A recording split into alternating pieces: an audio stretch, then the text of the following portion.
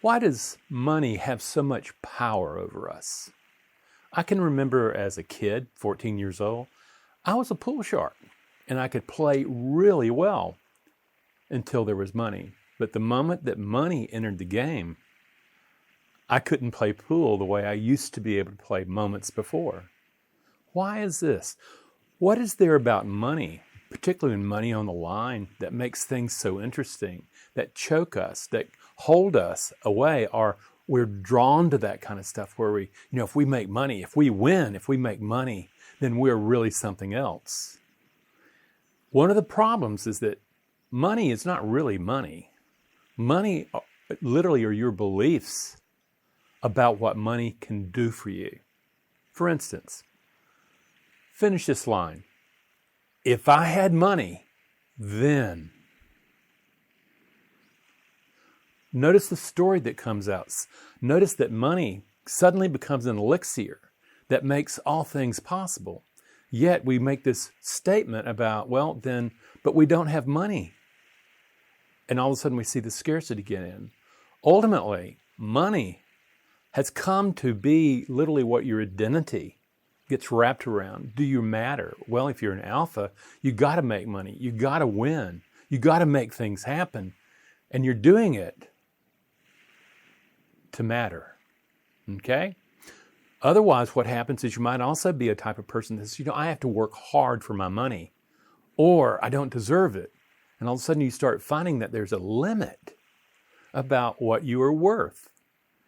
And understand, this is not real, but it's a belief that you've fallen into that has crystallized, habituated, and is now creating your world. Also, the thing is how about scarcity thinking? That's what holds people into jobs that are dead end. It holds people in mortgages and all this stuff. Oh my God, if I went out and did that, then I don't know if I would, I don't know, what if I lost? So it's so much easier to know the devil that you know, rather than the devil you might meet on the road. But now we're beginning to see that money, this invention, starts taking over our identity. How much money do you make? Hey, what kind of job have you got? And it comes to be, but what is money? If you start talking to a person who looks at it as a transaction, it's not about his worth, his self-worth. It's not about his mattering. It's literally about how do I make things happen. It just so happens that money for that person becomes a lubricant to be able to create possibility and to bring it into fruition. Completely different way. I can remember in my own case is that I grew up in a family that had lost a fortune the generation before. Okay? Or stolen from them, maybe that's a better word. And what happened is I was growing up in this myth that the Macmillans had lost their money and they needed to get it back.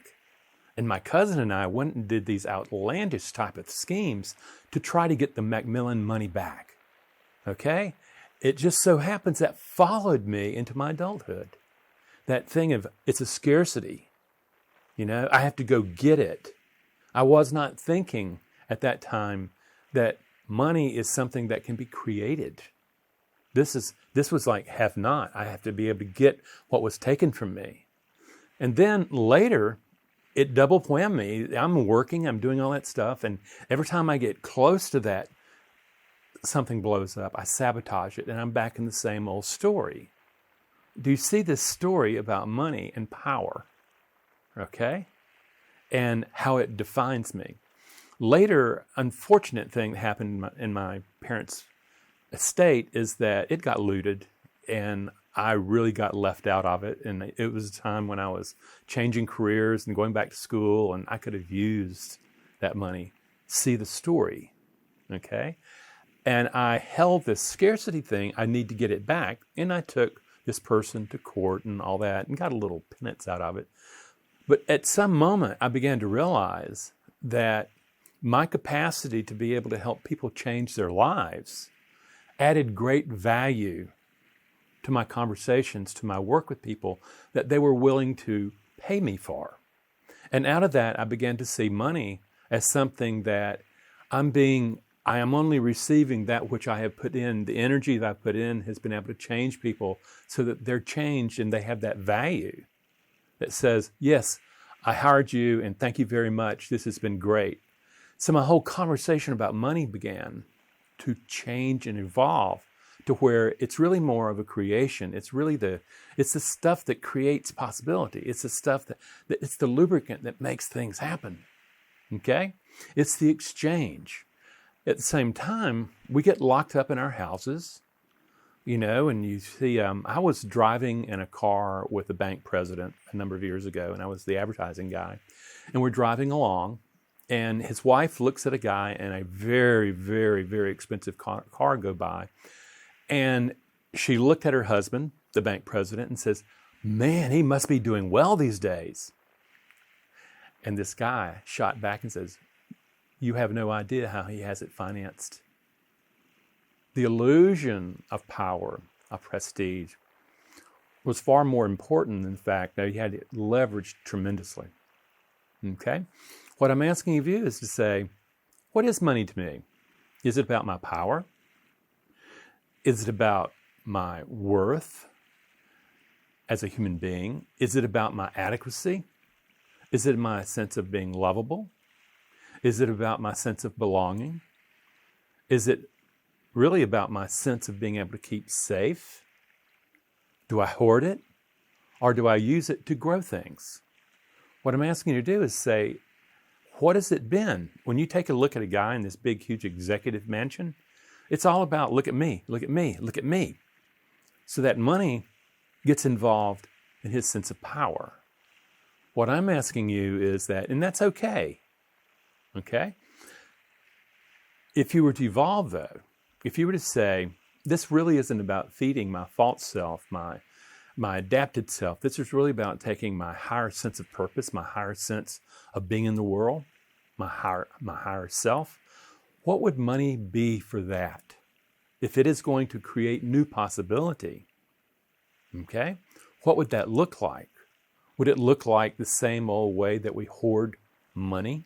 Or would it look to be expansive? What would it look like for you?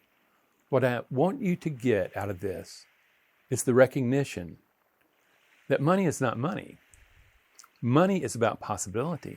Money is about the beliefs that you have about your ability to engage the world and extract more worth out of it than you put back in.